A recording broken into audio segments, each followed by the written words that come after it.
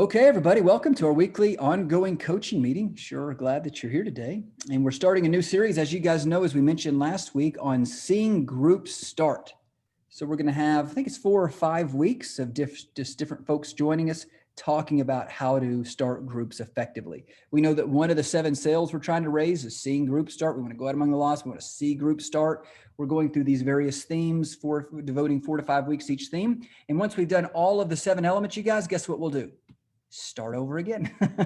Do another theme on focus on God's word. We'll just keep going through them because there's always more to learn and other folks that can come in and encourage us regarding each of the elements. So what I've asked a few people to do today is come in and share with the group some of the best practices they've found, a few of them, for seeing groups start, and also a story of seeing groups start. So they're going to share some best practices and a story. So I would grab a pen and notepad, or get a digital notepad out, Evernote or Apple Notes or something, and take some notes. I think this will be helpful. I know a lot of people have said, hey, I'm kind of stuck here wanting to see groups start, been going out for a while, casting vision, all that. Haven't seen a lot of groups start. I'm hoping that today we'll give you some practical, tips in seeing new groups start. So that's what we're going to do. Okay. Does somebody want to go first? Suzie, Brent, Jim, anybody? My dad was going to share some too. I may share a few also, but whoever wants to go, feel free to lead out, share a couple of best practices in a story, and then we'll move to the next person.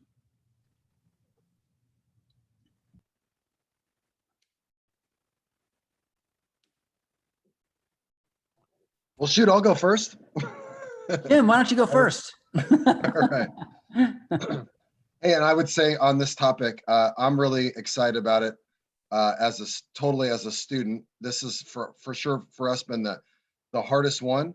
And so, man, I'm in the trenches with all of you. You guys know that. I mean, all of us are in the trenches together. But this one I'm learning. So I've got my pen ready to take notes on what other people say. Here's a couple things I've learned along the way. First, I'll start with the story and then kind of connect it all in. So it was actually, my family was prayer walking together. So my 3 kids, they were probably 10, 8, and 6 at the time. And my wife, and we're walking, this is a couple months ago. And there's a lady walking quickly the other direction. She was exercising, which would for me mean we're not going to stop her. But Holy Spirit said, talk to her. And so I interrupted, and turns out it was even more awkward. She didn't speak English, and none of us spoke Spanish. But her name was Marlena, and we, through broken English and broken Spanish, she shared what she was, we could pray for, and I shared a story with her slowly, and she turns and goes, "Will you guys come to my house this afternoon? My whole family needs to meet you guys. We are so in need of what you're talking about." So that afternoon, we went by her house, did a Bible study, and her 19-year-old son Edgar was there, and he helped. He's a translator, and we thought Marlena was the person of peace, but in reality it was Edgar. Edgar has just caught fire, and Edgar is one of the soccer coaches at the local high school. He knows everybody in this giant neighborhood, and is just the most gregarious kid and humble kid in the world. And so Edgar came to Christ, and then said, "Hey, I want to lead a group with my extended family." And so gathered a ton of his family, and he's leading a group with that. He's also plays soccer for the local junior college, and he's starting a group there as well. And he went through the training because he was so pumped about it, which, I mean, that's a sign too, right? He's like, "What are you doing? I want to learn about this." And now he's got 3 or 4 other friends that are going through the training as well.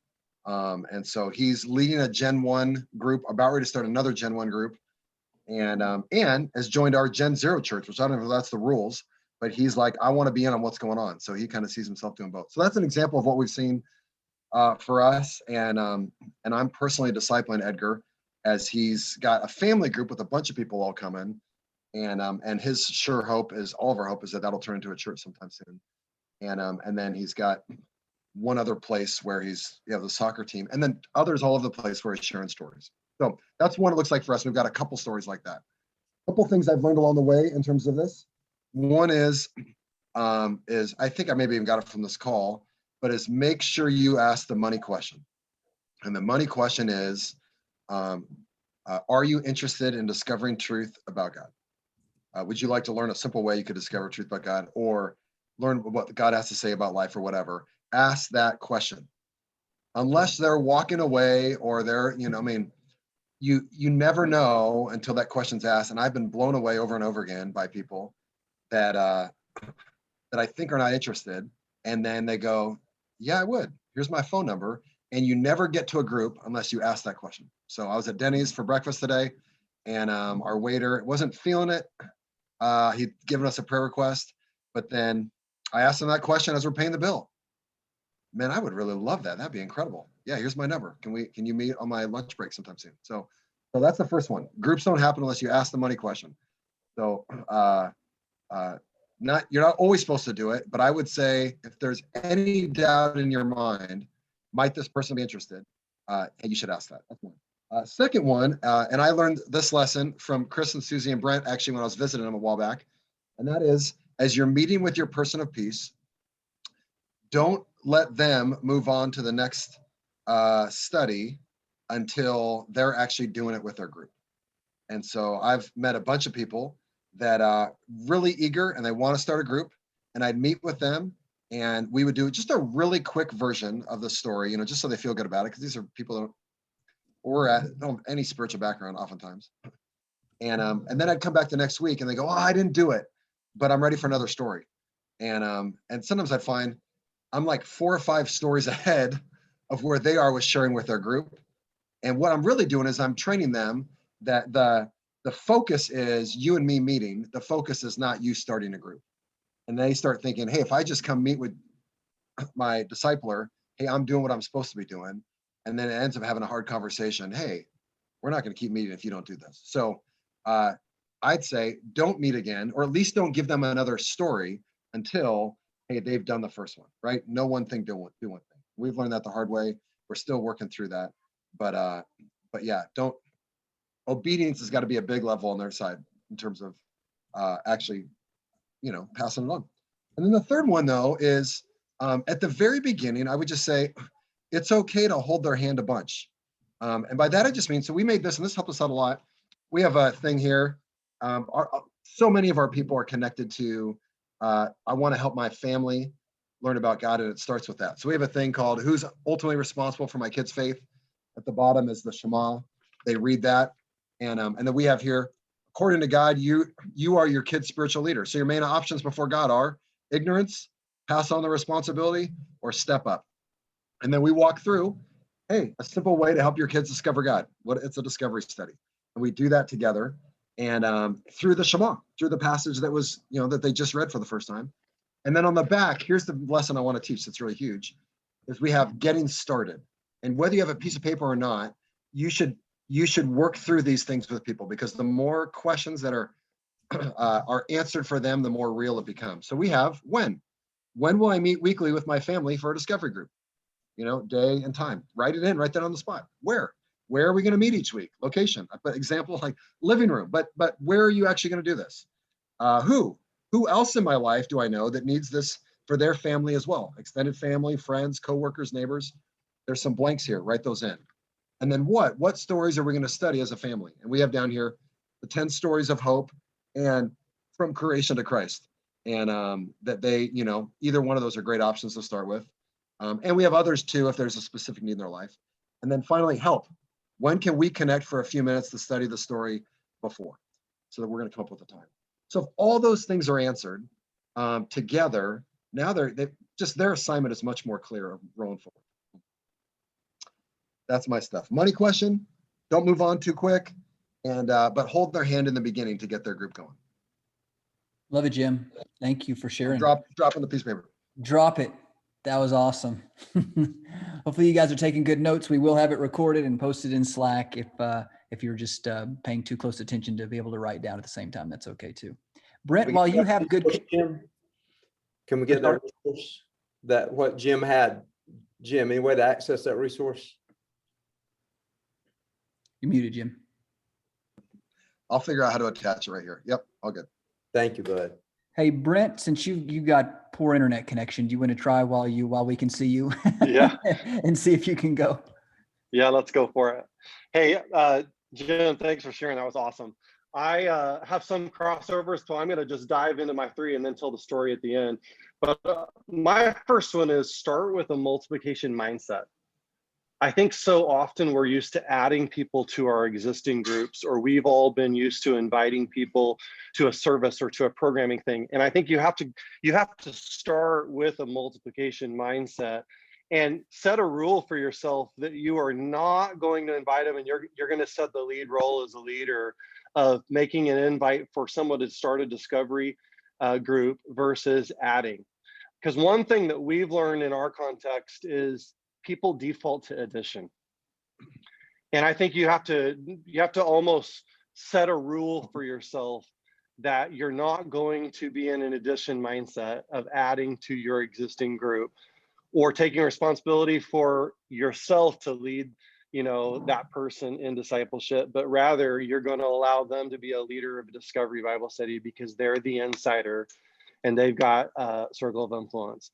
My second one is challenge them to send their first 5 text messages within 24 hours. Especially if you're asking them to break beyond their family unit. Challenge them that, hey, 24 hours from now, I want to follow up with you. And I want you to have sent your first 5 text messages out and give them a script, help them craft the script based on their circle of influence to be a part of discovering God's word with a group of people. And I think it's really powerful if they'll have that follow-up first 5 text messages in 24 hours. My third one was also to get the details down with them before you finish the first conversation. When would they meet? Who are they going to meet with? How are you going to invite them? And then just even nailing down like which Bible sequence are they going to use? And just kind of tag onto a 4th one to that. I know a lot of people use 10 stories of hope, and a lot of people use like creation to Christ. If you don't have the Bible sequences that has like 72 Bible sequences on it that kind of has been rolling around this group, there is like 54 of them that are felt need Bible sequences that are usually about 6 weeks long. Men's issues, women's issues, recovery issues, financial issues, depression, anxiety. And I just think that when you challenge people to start a discovery group that's meeting right with their group of people in their context of a pain point, it makes all the difference in the world, because they actually know a lot about their own pain point. So if they're dealing with anxiety, give them a scripture sequence that helps them get from anxiety to Jesus. If they're dealing with depression, same thing. If they're dealing with divorce or going through relational stuff, I would challenge you to pick a Bible sequence that takes them from their pain point to the solution in Jesus. And what happens is that they want a solution for their pain point, so it gives them a motivation point that is very personal to them, for them to want to not only see themselves get out of that place of pain, but then to move on, to the next level. And then here's my story, because I think this is a practical way for everybody to be involved in it. I have gone through every one of my Facebook contacts, Instagram contacts, my contact list on my phone multiple times since we've been on this disciple making journey. And I would challenge you that there are many people already on your contact lists and in your friends lists that need an invitation to start a group through you. And one of the things that we've done, even on this, we're on this crazy epic road trip this summer with our family, and we've been catching up with family members and friends. I have a friend recently that we met with in West Palm Beach on my contact list. We got together with him, cast vision. He's already leading a group this week because of our contact with him there last week. And he was so pumped and so excited about this opportunity that he has some church background. His first inclination was to add them to their group. And I challenged him to use those people that were in a circle of influence that were disconnected from a relationship with God, with Christ, and be the guy who coaches them. So not only did he start a group, but he messaged me this week, and he has reached out to two of his closest friends that are not believers. And one of them is already getting coaching from him and invited, sent out their text messages, got enough yeses that they're starting their group this week. And so I just say, keep that multiplication mindset. Try to avoid addition at all costs. Addition's going to happen by default. Brent, love it. We heard that loud and clear. Hardly any delays. You did great. Your internet stayed up. Nice. Way to go, man. Nice. Thank you for sharing. Hey, and what Brent was referring to, that long list, I'll post a link, or Brent can here, to the Google Drive we have that has all the different discovery sequence sets. So while Susie's sharing, I'll grab that link here, and you'll see you'll have access to the training, to different DBS series, depending on what you're looking for: baptism, commitment to Christ, creation to Christ, felt needs, like Brent's describing. There's quite a few in there. So we'll make that resource available to you as well. Suzie, would you share next? And I'll get that link ready. Okay, I was hearing a woo. Yeah, so I have a couple of practical ones.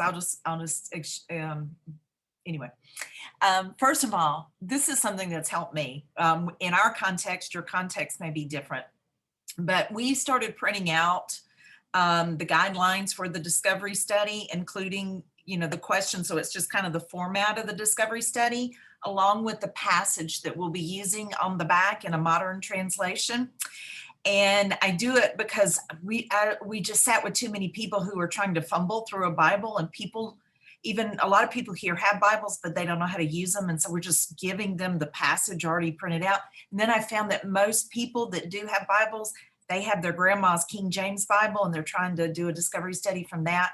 And so I just start practically with a modern translation, and I give them the outline of the passage on paper, and also can text it to them if they need that. But then they're doing it with the sheet that when we're meeting, they're doing it with the sheet that now they're going to be doing it with somebody else, and they tend to make notes on it, and so that they'll be like prepared when they're leading.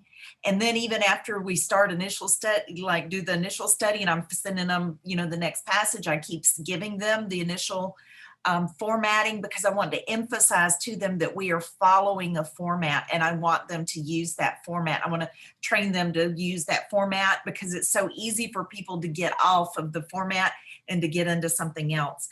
And another thing that has helped with having the passage written out is it's real easy to get people to stay on that passage, because you just keep referring back. If they come out of left field, I don't know if y'all have that, but somebody comes out of left field with something, it's easy to get them back on the passage if you have just printed it out and there it is in front of them. So that's kind of just a real practical thing that we've been doing, and it's worked well for us.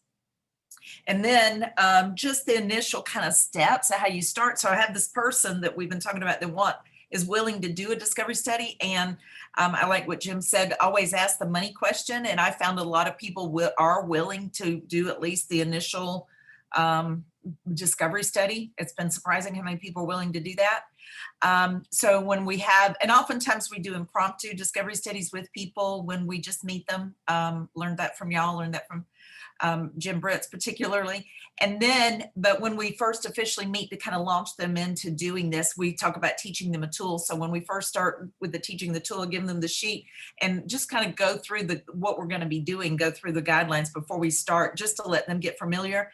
But it really usually catches people off guard when you do that, because what you're doing at the beginning is just leveling the playing field and not setting myself up to be their spiritual guru.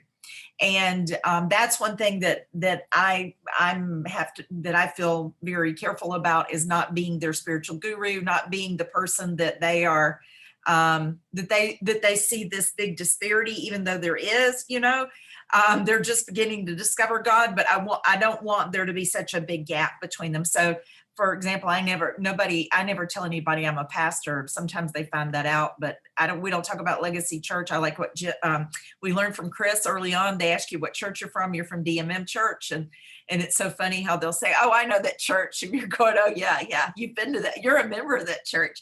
But anyway, but it catches them off guard. And then the third thing is, and this is something that I think just in this whole journey for us that has evolved for me, particularly as when I started this whole thing, I don't know about y'all, but I was so convinced that this is God and this is the word of God. And this is a strategy that the world needs right now and people need. So I was so excited and so interested in finding persons of peace and starting groups that I was like, I would make them start a group, like I would be like, it would just be by sheer force of will. It seemed like to me.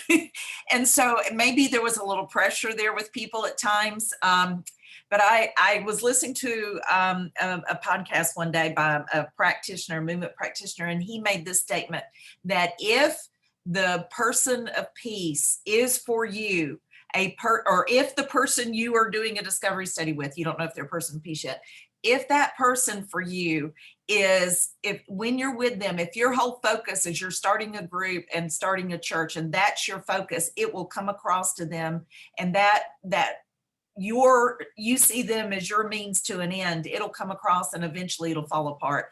And I think I've experienced that enough to say, yeah. So I'm trying a different tactic now. And my tactic is that I'm focusing on building a relationship with the potential person of peace or the leader of the discovery study. And so for me, that is, I'm really going out of my way to do that. And I think at first, maybe some of y'all have had this impression that you find that almost like you could just draw a little chart and make checks on it. I find a person of peace. The second time I talk to them, I do an impromptu discovery study. The third time they do one, the fourth time this, and I found it doesn't work quite that way. And, there are general principles that we follow, but every one of these is a relationship, and every one of these is something that God is working between us. So yes, there are, just like we have the 7 ways we raise the sales, but it's not like we're not just pushing somebody through a checklist in our minds. And so anyway, I think I was so focused initially on the method that I missed the relationship. And I was just trying to get everybody to start a group. And so I wanted to share a story because I'm in the middle of starting a group and I'm just feeling really good about what's been happening. And it's with a girl named Donna. Met her in the neighborhood that we've been working in a lot. I met her outside of her home. She's out with a lot of kids. I think 3 different teams, three different ones of our teams talked to her at various points. So we had a lot of contact with her. And then did a couple, I know at least one spontaneous discovery study with her to kind of just tell her what it was about, what we were looking to do. And it may have been like the 4th visit when we finally nailed it down and said, can we come and do a discovery study with you? So I ended up going with my daughter-in-law, Katerina. She and I worked together a lot, and as a 2. And so we went and we met in her home. Now, this is different than what I had done at some points, because when I was first doing this, I would try to get people to meet at a more neutral place because it was more comfortable for me. But instead, I went and met in her home where it was decidedly uncomfortable for me. If you could have been in that home, you would have been uncomfortable too. But so I just, I'm looking at like now I'm a missionary, and so I'm going in there. And so I met her in her home because this is where she's actually doing the study with people. This is where she's doing the discovery study. So I wanted to be in that same spot. And then when we got there, instead of just like, okay, open your Bible, we'll start with question 1, here you go. We spent some time getting to know her. I met her dog named Angel, and I met all her kids, and I met the different people. So I met her stepfather, met her mother, met her, met different people, met some of the kids in the neighborhood. So and heard some of her story. Again, she doesn't know I'm a pastor, but we talk and we text between the visits, check in on how we're applying it, what we're learning. So I'm starting a discipling relationship with her instead of just seeing this like she's a means to my end. And then God's been speaking to her through the scriptures, and she's seeing the fruit. So she's been acting on and applying these scriptures and the things God's speaking to her.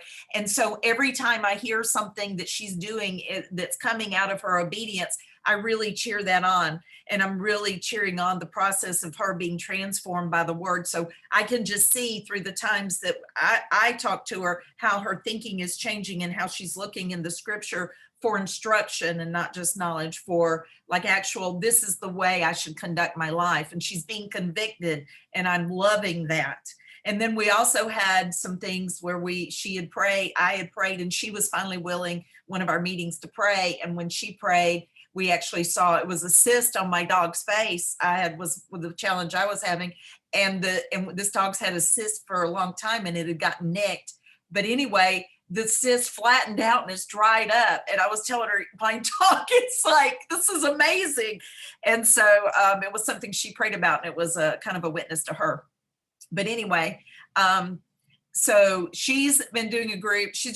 Her group is that she's with is her, like I said, people, I've met them all, her mom, her stepdad, her 4 kids, and her Jehovah's Witness boyfriend, which is a whole nother very interesting part of this. And then her teenage daughter is, last time I was with Donay, her teenage daughter was there, and her teenage daughter is enjoying it so much. She is going to start one with some young women in their neighborhood, which is really good. So that's like the next step with that. And so that's my story. But I just, I guess my kind of revelation in all of this is that I'm really focusing on caring about the people more, and building a relationship as we discover spiritual truths, emphasizing the obedience, and then see whatever we see God do, then encouraging that to be part of what they're doing with others. So it's a different approach for me. So that was my story. Thanks, Suzie. That's great. Appreciate you sharing. Hey, you guys, somebody's mowing the lawn right here. So if you hear a really loud noise, I'll just try to talk louder so you guys can hear me. My computer is plugged in, and if I unplug it, it will die, and then it will all be gone maybe. Well, no, Susie's a host. I don't know. So I'm not going to unplug it. I'm just going to stay right here. Hey, a couple things real quick. I shared a lot last week, so I'll try not to go too long here. Number one, and if you hear any of these from Suzie, Brent, or Jim that's repeated, I would circle it. Because if multiple people are saying the same thing, it might be something that they found to be pretty important. So the first thing I'm going to say, you've heard at least one other person say, maybe 2 other people say. Y'all hear? Here's the first one, real important. The first thing that came to mind when I thought of best practices for seeing groups start. Number 1, the one who asks the most gets the most groups started. That's a quote from Stan, my mentor. The one who asks the most gets the most groups started. Asks what? Asks the DG invitation question. What Jim's calling the money question. The big question. If you're not asking people to start groups, you're not going to get groups started. The one who asks the most gets the most groups started. Law of the harvest, right? They're planting the most seed. They're putting the greatest number of questions out there for people to respond positively to. I know Jim mentioned that, and maybe it was mentioned by the others as well. So if you're like, man, Chris, I've been out there and I'm excited, but I'm not seeing groups started, I would ask, how many DG invitations have you extended in the last week? If it's just a few, and it's only been a few the last couple of weeks, don't be surprised when you're not seeing groups started. Be like, oh, no wonder. Okay, it's cool. Yeah, you got to ask a lot of people to start groups to get groups started. Okay, so that should actually encourage you. So if you're actually discouraged because you're not getting groups started, but you're not asking a lot of people, Patrick, you're good. You just haven't asked enough people yet. So keep asking, and you'll get some groups started. So that's number 1. Number 2 is this: the rule of 3 is not for your POP. Did you get what I did there? You'll remember that. Come on. Me and Suzie were talking about this the other day. The rule of 3 is not for your POP, your person of peace. The rule of 3, do y'all remember it in the training? The rule of 3 was basically that within 3 meetings, you want to turn the leadership of the group over to the person of peace, or the leader that actually knows the people in the group, and you remove yourself so that dependency is not created, right? And they don't look to you as the person that has all the answers, right? We talk about the rule of 3. What Suzie was telling me, and I think Brent was affirming it when they were meeting, and I think I've seen it to be true too, and that is sometimes we've got the rule of 3 in our mind, like, okay, we don't want dependency to be created on us. We're not going to stay around long. That we tend to not only not stay around long in the group, we don't have as close of a relationship with the person of peace as we should. So the whole number 2 I wrote was, the rule of 3 is not for your POP. Spend as much time with them as you can. So yes, at some point we're pulling out of the group they've started. so that they're the leader and they're asking the questions and they're not dependent on us, but you're still meeting with them all the time. Jim was talking about this. You're meeting with them before the meeting to help them prep for the meeting, meeting with them after the meeting. You can meet them with them 5 days a week. There's no danger there in meeting with them too much. You're going to be meeting with them, this person of peace. It may be actually 2 people in a group, and it may be that the person you think is the person of peace is not actually, and they connect you with somebody else in the group that's really kind of the leader, and you're meeting with them, but you are investing in the group leaders regularly. The rule of 3 doesn't apply to them. Your relationship with them each week, meeting with them regularly to talk to them about the group. That rule of 3 is about you being a part of their group. Does that make sense? And sometimes we can conflate those, and then we're not only pulling away from the group, we're pulling away from our person of peace. That is going to destroy the group. You know, you've got to stay connected regularly all the time with your person of peace, but you're not necessarily going to stay connected all the time with their actual group. Do you see the differentiation there? It's real important. So that rule of 3 in the training that's in the box, and warning, Stan says, don't let it create dependency on you. That just has nothing to do with your relationship with your POP. The rule of 3 is not for your POP. It's for the group, all right? Not being so much a part of the group that you become the leader and they become dependent on you, all right? So number 1, whoever asks the most gets the most groups started. Number 2, the rule of 3 is not for your POP. Spend as much time with them as you can. And number 3 is this. And this is what I think will really help, is when you realize that many groups are already started, you just have to help them pivot to begin following Jesus, right? So we're starting to think a lot and talk a lot about seeing new groups start. Yes, we're doing that, but what we don't realize is that the pops that we're finding, the persons of peace, they already live in groups, right? Their family already gathers together for dinner on Sunday night, right? Their tennis team already plays each week on Tuesdays. The group is already started. You don't really have the job in some scenarios of starting a group. You have the job of helping that leader of that group pivot that group to not only play tennis or meet for Sunday night dinner, but also what? Do a discovery study. You know what I'm saying? So in a sense, we're not having to go out and start new groups all the time. We're going out and discovering the groups that already exist, groups of friends, groups of family members. They already meet, and helping them turn those times that they already meet. Hey, like we had one guy, I'll tell you 2 stories. One story is a guy we found that we thought was a prospective person of peace, and they already met as a family for dinner on Sunday night. So we weren't trying to tell them, hey, get them all together on Tuesday at some time that doesn't even make sense, right? You already meet. Your group's already meeting. You already have a group. The group just doesn't follow Jesus. You guys see what I'm saying? So the group already meets. In so many cases, these people we're working with, the group already exists. It's just not pivoting yet. You're going to help it pivot to begin to follow Jesus through a process of discovery. So connected to this number 3 here, many groups are already started. You just have to help them pivot to start following Jesus, is just an extension of the story I was telling you from last week here in our ministry in DFW. We've found a believer in the neighborhood that we are going out among the lost in, and she's been excited about learning to make disciples. And so we've been working with her, and she's come to some of our DMM Gen Zero church meetings and learned about the 7 questions and the discovery process and all of that. And so since she already knew that, we encouraged her, as we had been invited over to her house. She had served dinner for myself and my dad and the pastor and his wife. We noticed when we went to her house, other people would start to gather. She was kind of a leader in the neighborhood, and her neighbors would naturally come over and they would just eat with us. So groups, again, were already naturally there. The group already naturally is together, usually just eating together. And we encourage her, hey, you know how to use these 7 questions. Do you want to see your friends here that are Buddhist? Do you want to see them follow Christ? Yeah, of course I do. Why don't you start a group in your home? None of them are probably interested in coming to church, so don't invite them to church. Start a group in your home. So that's in process right now. I think they had a meeting last night. I'm not sure if they actually got to the questions yet, but in the next couple of weeks, that group is starting. And again, the group already existed. Pastor Sydney, our inside partner, is just helping the group pivot from just existing as a friendship network, right? Or to have dinner together, to do all of those things. But while they're eating together, to say, what are you thankful for this week? What's stressing you out? What can the group do to help? Here's a new passage. Hey, this is how Jesus can help us. What does this teach you about God? What does it teach you about people? What should you do in response? Who should you share this with? You see what I'm saying? So in this case, did we start a group? I don't know. The group was kind of already meeting. There's already a group. We just are helping that group begin to be disciples of Jesus.